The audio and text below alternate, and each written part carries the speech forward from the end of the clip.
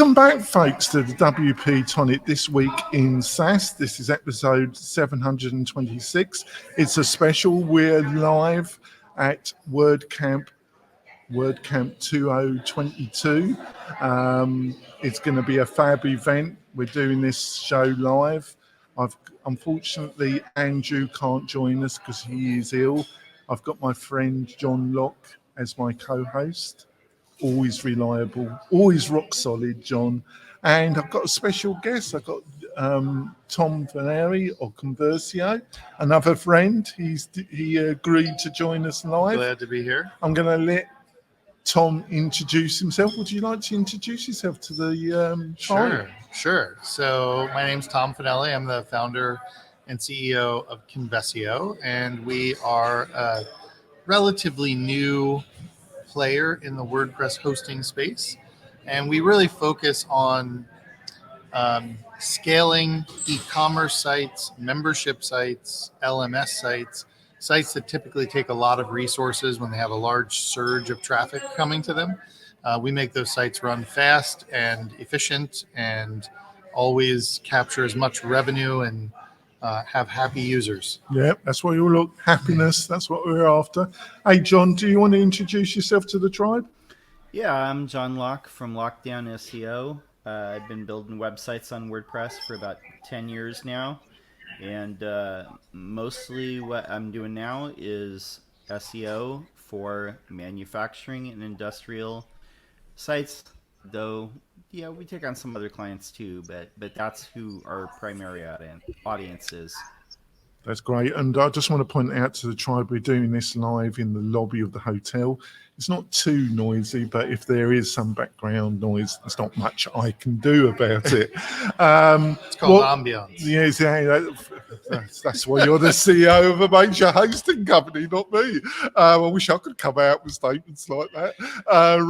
So it's the framing, tribe. It's always the framing. Before we go into the main part of this great special, we got a couple of messages from our major sponsors. We'll be back in a few moments, folks.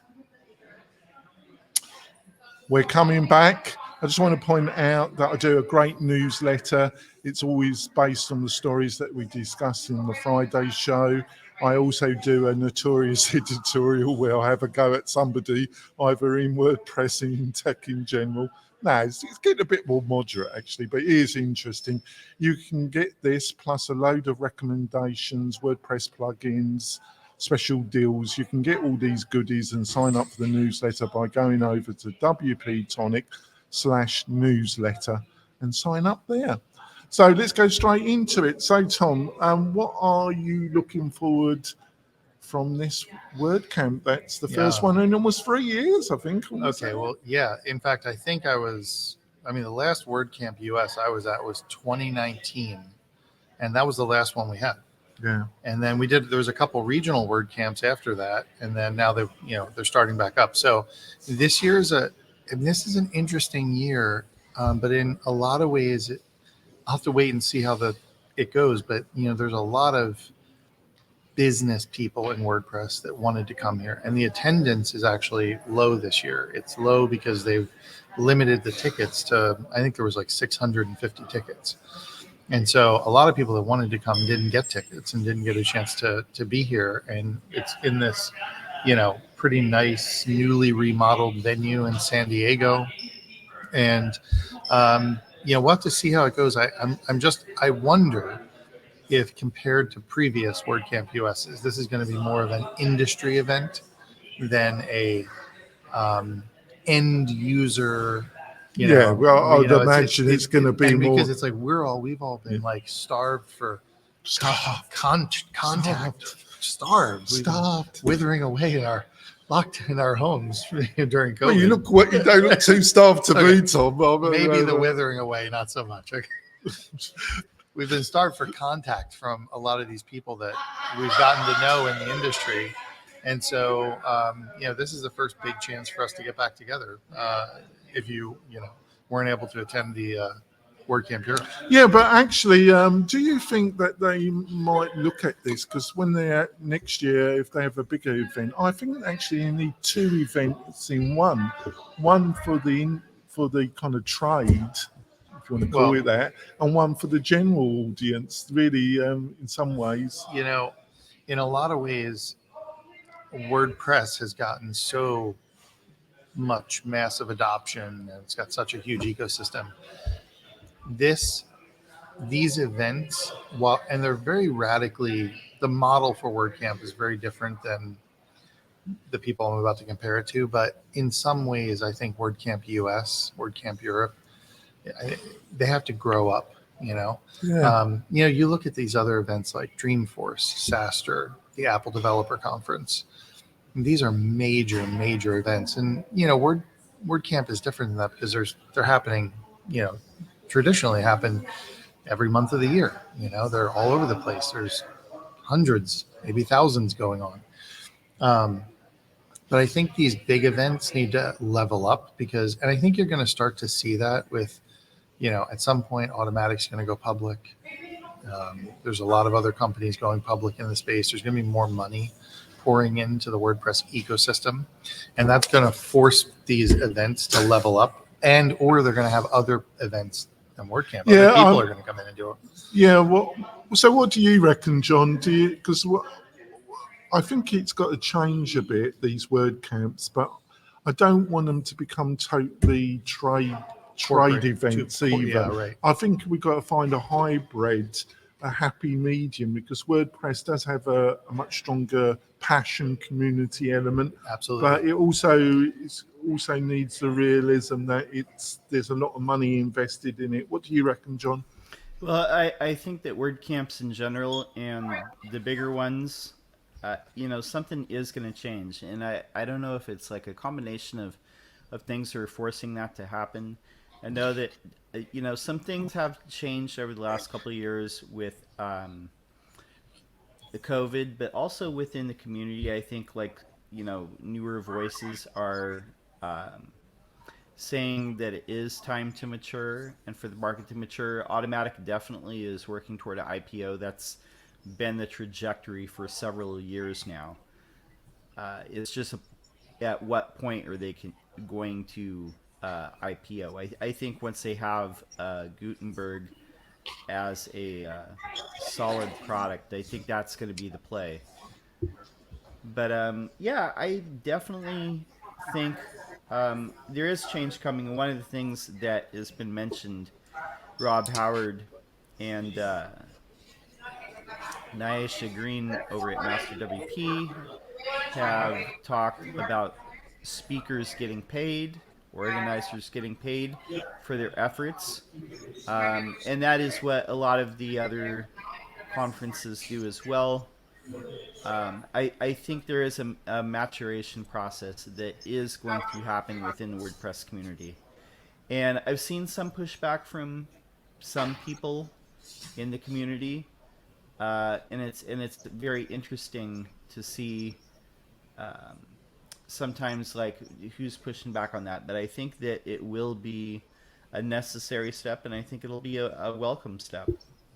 Yeah, I think you brought up a great point there because I don't know what you felt, Tom, but I felt with a lot of the WordCamps, it seemed that it was the same speakers all the time. There's a circuit, and I think that was partially down to that they were the most professional. There was some kind of stars or seen as stars. But also, it was also because it's not paid, so that excludes people if they have to travel any distance. So I'm actually for that. What's your own thought, Tom? Yeah, I mean, I think there's a lot. I definitely think it's hard to break into the speaker circuit in WordCamp. I mean, I submitted 3 talks this year, and I got picked as a backup speaker, and so. It's different. And you're so friendly, Tom. I know, I try to be.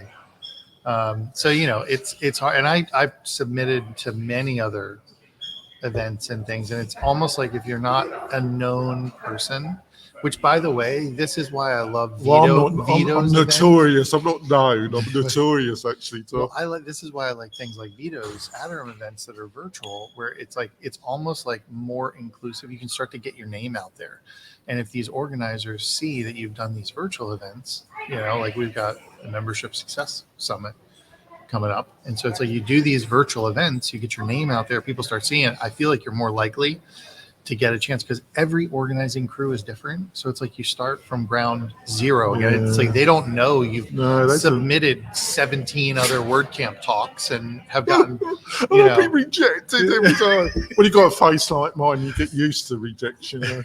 So what do you, John? What do you reckon? I've also got very mixed feelings about this contribution day. They're having this. I really feel. I think you want some community contribution, but not the idea that you're going to get a load of people and they're going to contribute to core some important element on a day is a little bit misleading. And I think that's got to change as well, John. What do you reckon? Yeah, so that's a great one. In the past, we had the bar for being able to contribute in a meaningful way to core, I think, was a little bit lower. And that, again, that's another one of the things that's changed over the last couple of years in the community. But previously, with it being more PHP based, I think a lot more people were able to contribute to squash out certain bugs or things like that. But in recent years, it really feels like you have to be like a certain type of developer in order to navigate this whole thing where you're still trying to support some of the sites in the classic, and then you're trying to build this new product with all these bug tickets with Gutenberg, and you're trying to like branch out into full site editing so you can compete, so that Automatic can compete with Wix and Squarespace. And I think a lot of people too, before there was a lot of positive community sentiment toward initiatives like Five for the Future. And I think now, a lot of people are, they're just so caught up in trying to make a Well, I don't think it themselves. helped with I don't think it helped with the founder hitting the whiskey bottle late at night and start tweeting about it. I think Tom understands you don't hit the whiskey bottle and get onto Twitter, do you, Tom? Right. The first part. That's 101 of being a CEO of a company. I'm okay with the whiskey bottle, but the moment that you start mixing the whiskey with Twitter, that is. So to get serious, Tom, I do really think the contributor day and that whole concept needs, I wouldn't say removed, but it needs to be changed. I think it's not exactly working, is it? What do you think? Well, my first contributor day that I went to was the 2019 WordCamp, and as a new person coming in, it was a way to get fast tracked up to speed on what's going on in the hosting group.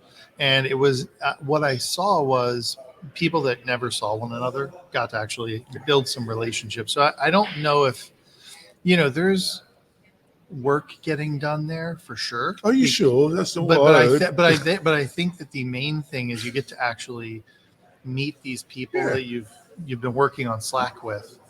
And you get to put a face with a name and all that kind of stuff. Well, that is a point, John. I think I do my contribution through the podcast, so is it a contribution? I'm not sure, but I think a lot of people have been very friendly towards me since I've been here, which surprised me in a way. But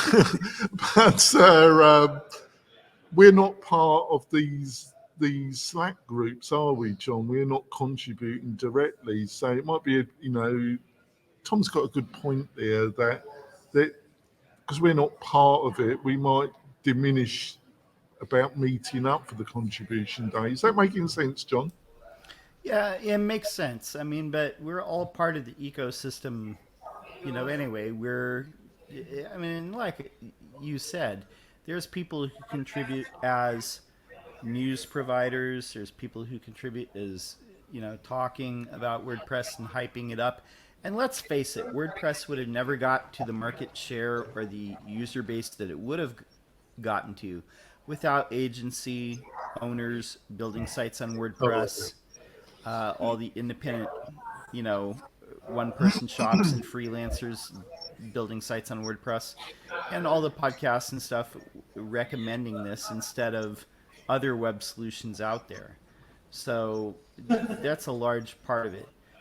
But I think it is true. Like we're moving into the next phase of the community. You can feel it, you can sense it. People, talk about it differently. I think it is good to meet up with different people face to face and build some rapport like that. But the contributor days, I think they have to be focused on specific bugs, possibly that they're trying to squash out that are an immediate issue. I think that the team has made some progress on squashing out some bugs. There are still some old bugs that are legacy things, but they're working through the list, so it'll get there. Right, we're going to go for our break, folks. We'll be back in a few moments. We're live at WordCamp 2022 in the lobby of the hotel. Got my friend Tom with me. I've got my friend John virtually. We'll be back in a few moments, folks. We're coming back. I want to point out I'm doing a virtual summit at the end of this week. We got Pat Flynn as our keynote speaker. Conversio is our major sponsor. It's going to be the Membership Success Summit. The link will be in the show notes. You'll find it all over my social media. I'm going to be doing a series of interviews. To join us live, the ticket is totally free. I've got an amazing selection of speakers. I've not done a bad job, actually, rustling up a few interesting people. I think you've done a great job. I've been amazed by myself, actually. I'll be truthful. Just hope I pull it off. If I don't, Tom will be after me, and he's bigger than me. So I am Italian. I have some people with questionable backgrounds in my family. God, I'm losing my mind on this summit already, Tom. Thanks for putting the pressure on. Cheers. Thanks a lot. I appreciate that. Right. Let's go into. So let's talk a bit about Conversio. You've entered a very competitive market, hosting provider in the WordPress space. I know you host other platforms as well. I kind of see yourself as trying to, and I'm sure you're going to correct me here, but the way I saw it is that you're trying to pitch yourself in the Pagely kind of sector. Obviously recently they got bought out by GoDaddy. Am I correct? Is that the kind of area you're trying to establish yourself and grow? Yes, but here's how I'd frame it with the absence of a comparison to like a Pagely, because we're very different also than a Pagely. But here's the place. We want to become the home for high growth WordPress sites. Now that could be whether you're an LMS, an e-commerce, a membership site. We want to be the place where people that don't want to have to worry about any of the underlying infrastructure servers. They just want to grow their website, and they want to know if they've got 500 or 5,000 people that come on that site, it's not going to crash. And they don't want to have to deal with finding out while they're in that their moment of glory has turned into their worst nightmare.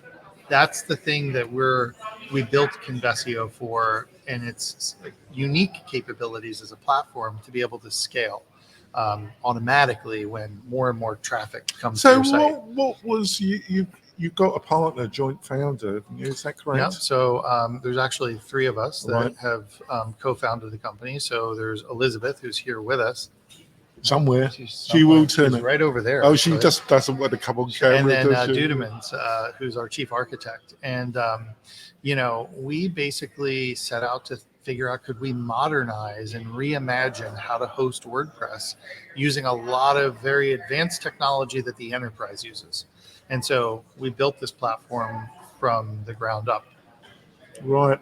So how long have you, what is your background then, Tom? Because we never discussed that. So I thought we might as well do it on air. Sure. Only put a little bit of pressure. No problem. What's your, So, do you have a quick background yeah. on how you got into this actual space? Yeah, so I actually, early in my career,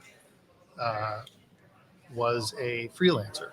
And I did freelance.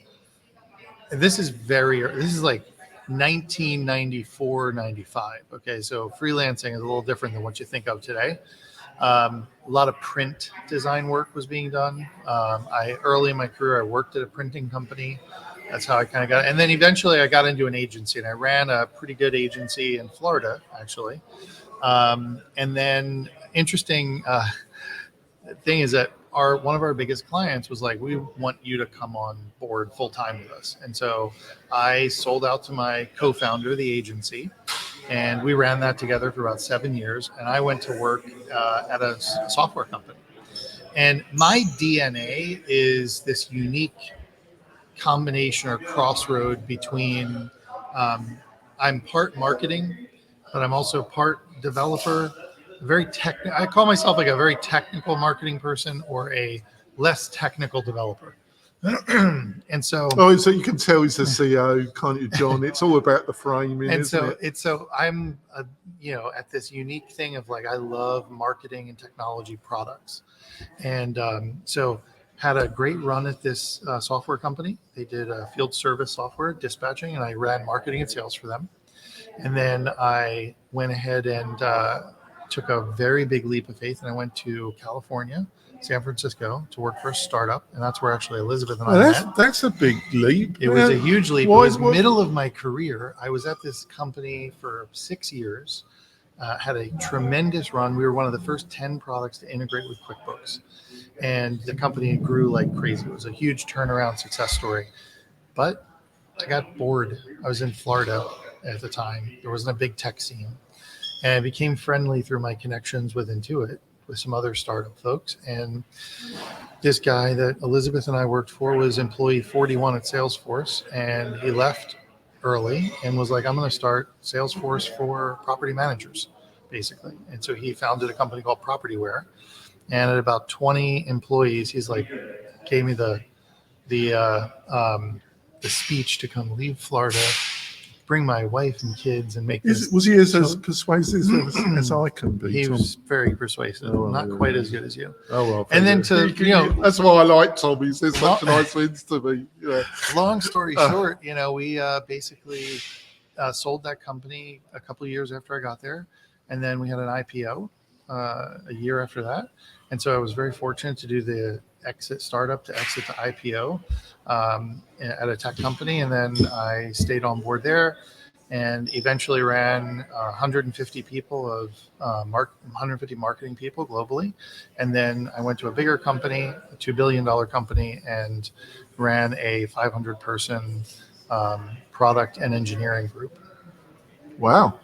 Well, what do you reckon about that, John? This sounds very, very impressive. You've been a busy beaver, Tom. Oh, thanks. Yeah.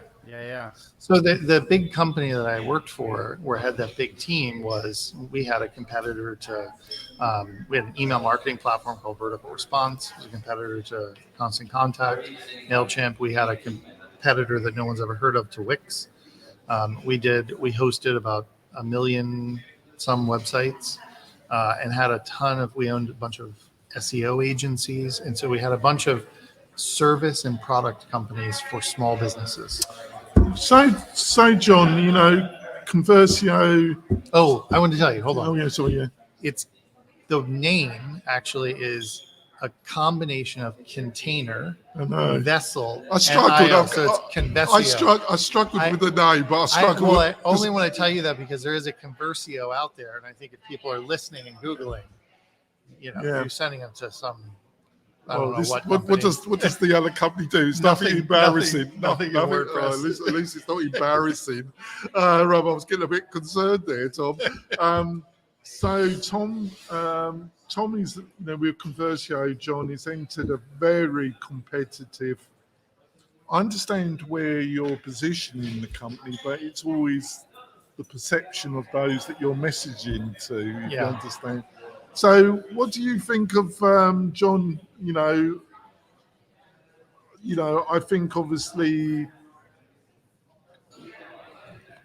Do you think that you got to really pitch to the technical agency market that understands the value that Conversio is providing, or do you think in general, as soon as people get a bigger website, they soon learn quickly that they need a good hosting provider?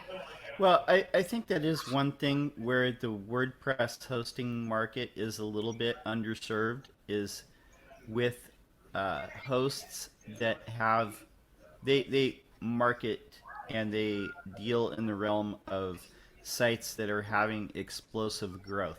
Now, there are some like well-established hosts out there, but generally it seems like most of those are pitching to sites that have an average amount of traffic. The only one that you could really say that markets toward high growth would be Pagely. They're designed specifically for the enterprise.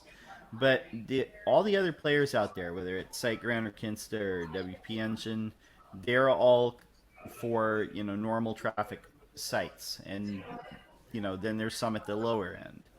But Conversio is solving a specific problem where it's for sites that are in massive growth, and they want to make sure that there's no downtime when that critical waves of traffic hit, and that their infrastructure on their site holds up and they're not overwhelmed.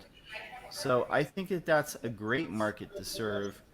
And I do think that agencies that deal with high-end clients, enterprise level clients, large-scale e-commerce, and large-scale membership and LMS sites, I think that is a perfect fit for them. Yeah, but so Tom, obviously you're trying to find your niche. You're trying to find where your skills and your technology can best serve, and where you can start growing the business even more. What are some of the other players that you respect the most in the hosting industry sector? What are some of the people that you think are doing, not precisely in what you're trying to do, but you think they've got a tight ship, as I would say? Well, I mean, I think you cannot not look at a company like Kinsta, and which, by the way, who were sponsors of the podcast for over 3 years. Yeah. By the way, I have some interesting breaking news about Kinsta, which I just saw. I mean, it's not insider information or anything. Oh, well. They just announced they're going to be supporting things other than WordPress. They're going to support other hosting applications than just WordPress, which is a very interesting play, and I haven't even really wrapped my head around it. But going back to your original question, I think definitely Kinsta is a great company. I personally used Flywheel before I built Conversio. You got to respect WP Engine. I mean, the founder and their team. I keep asking him to come on my podcast, and they also, I forgot the CEO. I've got her name, unfortunately. Yeah. And they keep politely saying that they're busy, but there we are. It's interesting. They're very interesting because they came up and became established in a time before there was a lot of choices in the managed WordPress hosting market. They were there. I mean, it's them and Pagely in the beginning. All right. And, if you look at them, they got a lot of early traction. WP Engine did, before the market was as nearly as crowded as it is right now. So in a lot of ways, their first few years of growth were, had very different challenges than the first few years of like a Convesio's growth in the market that we're in today. But, these are all really good. And I often wonder, and I'd love to get, the Pagely founders, and I'd love to ask them about this. It's like Pagely, you look at Pagely and WP Engine, and they're vastly different companies. And I've often wondered, is that a Well, it kind of raised. Is that a regret? It did raise a few eyebrows because obviously the founder Pagely did make some comments around the company that eventually bought him out that weren't very diplomatic, and then he sells to the company. But obviously, I'm just as they offered me a ton of money, I would give all the sins of that go down to myself. Yeah. Well, it's that sarcasm that gets me into trouble, Tom. I mean, I am aware of that actually. There's just they were both there at the beginning, and the outcome of both of those companies is very different in terms of size and market adoption and all that. And that I'm sure that was all very intentional by Pagely's thing, but it's really interesting to see the two of them side by side and compare where they're at and who they serve.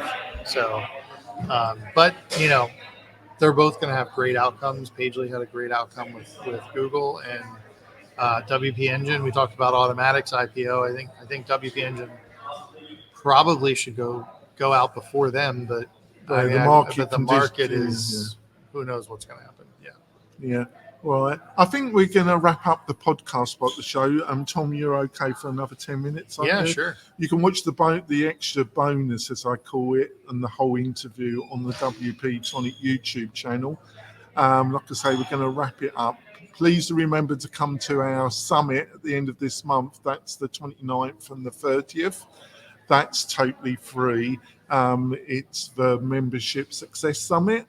Google it and you will find it. So, Tom, how do people find more about you and what you're up to? Sure. Tom? Well, if you're at WordCamp, we're a sponsor this year. We're very honored to be a sponsor, and so we have a booth. So please come and visit us. You got a booth? We did. Well, okay, it's a table. I think. Let's not over exaggerate. So I'm going to be nice automatic. They're sponsoring this summit, I'll become a total automatic lover. You're on your best behavior. Okay, good. So, or you can go to Convesio, CONVESIO.com, or you can find me or my team on Facebook, Twitter, LinkedIn, and you can email me at tom@convesio.com. Yeah, and Tom's very approachable. So, John, how do people find out more about you and especially your great YouTube channel? Because your videos are the business, as I would say. How do they find those, John?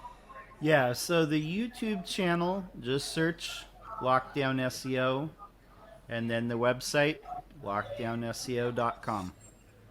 It's that easy. We'll be back next week with another great interview. I'm going to be doing a series of live interviews, if the people are up for it, at WordCamp. Plus, we're going to be doing a load of interviews about the virtual summit over the next 2 to 3 weeks. It's going to be a great event this weekend, and also the summit. We'll be back soon next week with another great guest. We'll see you soon, folks. Bye. So, hosting. Well, it's a really because you've got the hybrids. What is Animator Pro now? It's a kind of page builder, but also a hosting provider. Yeah. I would imagine some of the other page builders are going to go down that. Probably maybe Divi. Don't know. I haven't heard anything. But you've got what is in some ways that a SaaS company like Jarby, one of my main competitors from my own little sector, they provide software, but they're a hosting provider, really. What is a hosting provider in the next couple of years? Is it all? How do you see all this panning out, really, Tom? Well, I think that I think that we're likely, I mean, it's not gonna be, I don't know. I'm gonna take a guess here. Okay. This is my opinion on the market. What we're seeing is hosting providers that are extremely specialized. So the day of throwing up a VPS and putting panel on it, I'm going to host 50 websites on there, and maybe, or they're all going to be fair to Midland on performance, right? I think we're starting to see, and I think this is a result of more and more people have more meaningful businesses online. There's a maturation of people's online businesses. I mean, they're getting serious about it, where they're finding their followers, and more people are coming online. And so as more people come online and more businesses come online and more of these businesses generate more revenue, they begin to realize they need more sophisticated solutions. And the challenge is, anytime you have a niche like where Kajabi's at, it's like they're specializing in this certain audience, and they're like, you know what? Don't go to WordPress. Use Kajabi.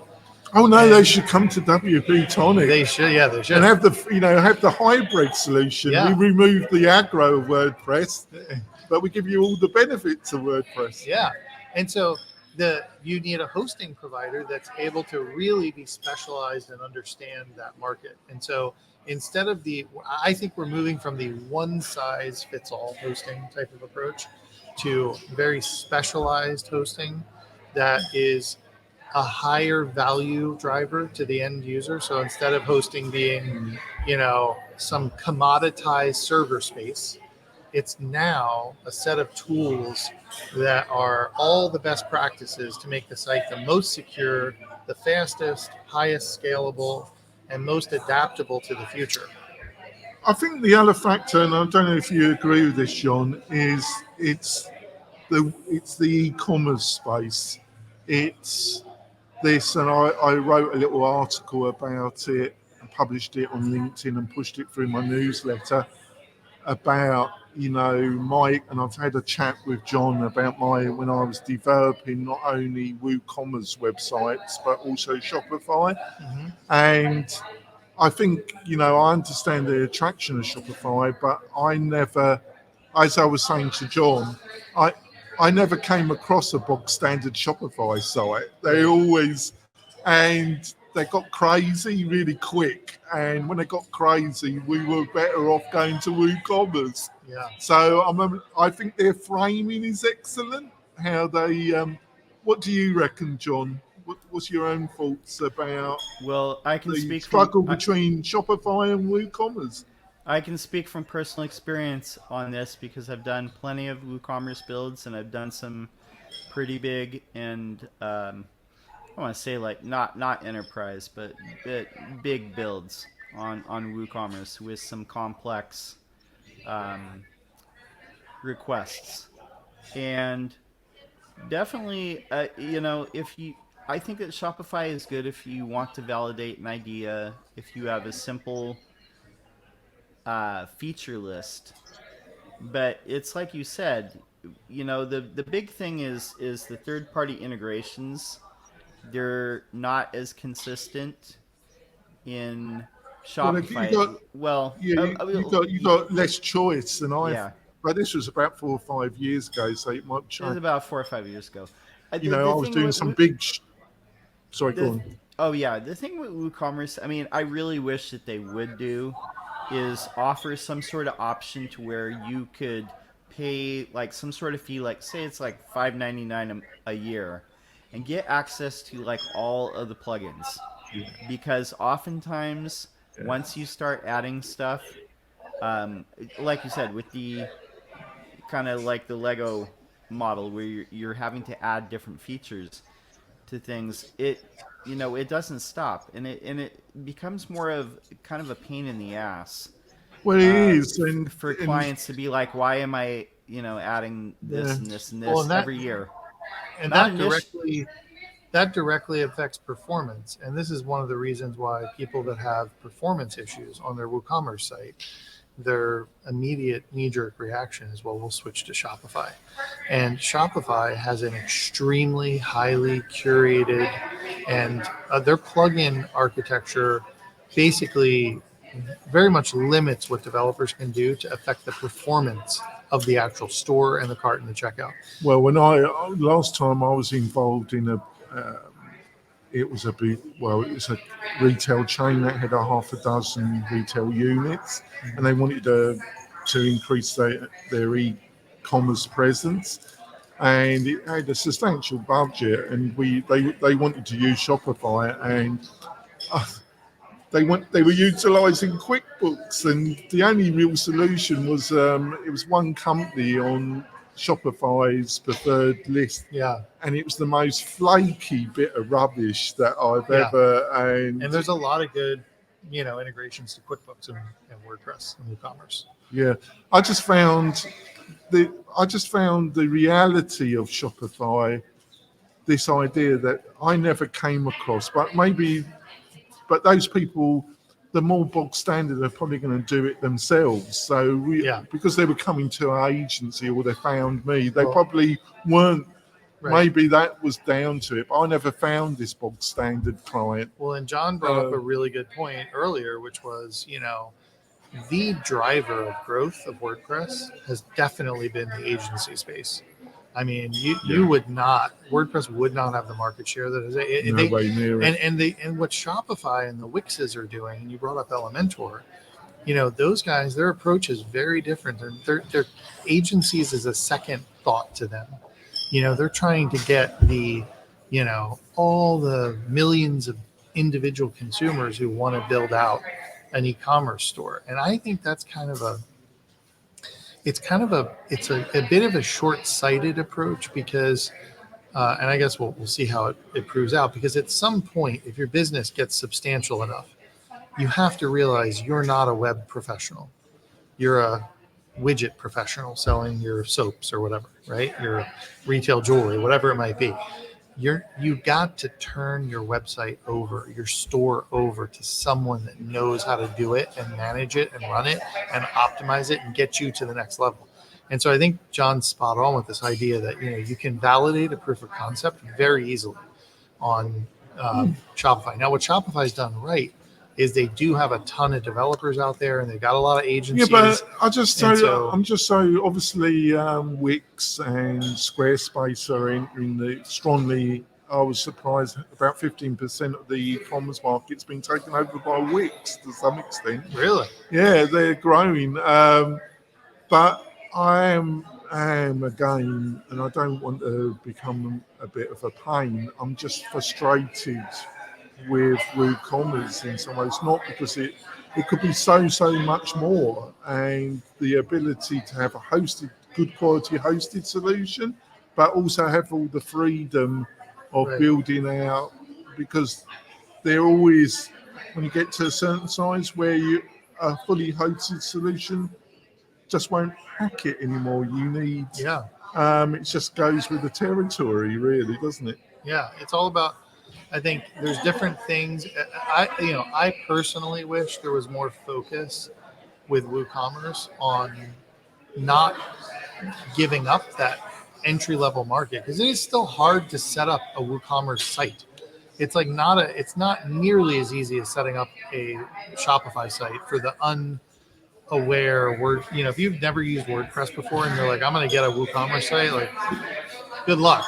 I mean, it's not, there's a little bit of a learning curve, whereas Shopify will walk people through. It definitely could be made a lot easier. It's not jet science. It just needs a few heads to be knocked together, and it could be made a lot better, couldn't it? I think we're going to wrap it up. It's we had a bit of background noise, but it's not been too bad. I think it's getting gradually noisier though. But we're going to end it now. We'll be back next week with another great interview. We'll see you soon, folks.